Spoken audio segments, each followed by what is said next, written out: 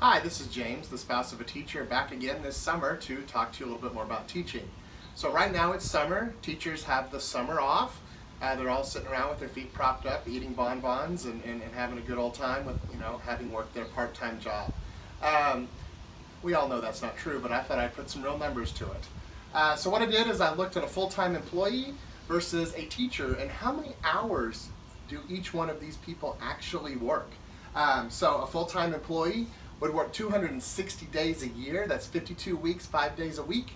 And a school teacher, at least in Oklahoma and Tulsa, has a contract of 183 days. Now that's actual working days. That's not weekends, holidays, anything like that. That's 183 working days.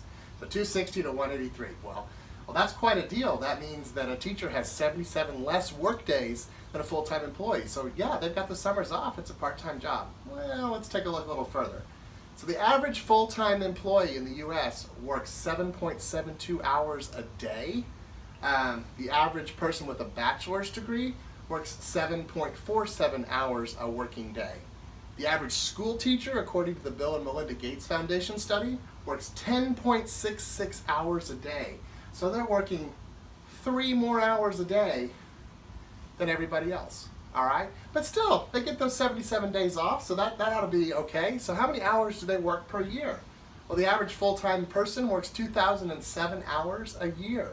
So you've probably heard about the 2,000-hour work year. That's basically what that's from, 2,007 hours. So the average person with a bachelor's degree works 1,942 hours per year at that 7.47. A school teacher works 1,950 hours at that 10.66. So right here you can see that a school teacher works about a week less than the average full-time person and about a day more than the average person with a bachelor's degree when you total it all up. But let's go even further. What about paid time off? Well, we've already talked about teachers don't get paid time off. They get paid for that 183 days and that 183 days only. Is that the case for everybody else? No. So the average employee in the U.S. gets 10 paid vacation days. So you take those hours off and they've only worked 1,930 hours that year. The average person with a bachelor's degree type job gets 15 days off. Myself, I've worked 14 years for my company. I've worked for a good company. I get 23 days off. That means I only work 1,770 hours. The average, 1,830 for a bachelor's, 1,770 hours. Teachers don't get any paid vacation. So they're still working those 1,950 hours a year. But what about paid holidays? Well, the average person gets 8 paid holidays, Christmas and Thanksgiving and so forth. And the average person with a bachelor's degree gets 10. I also get 10.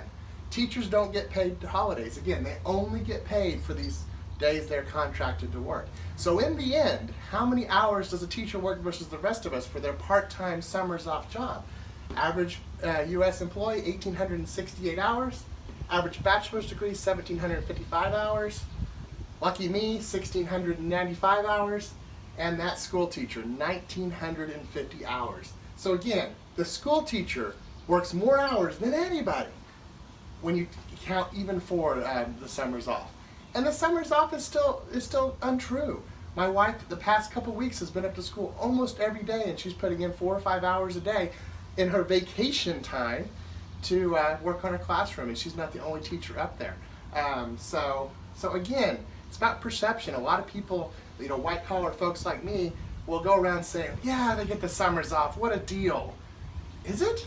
Is it really a deal?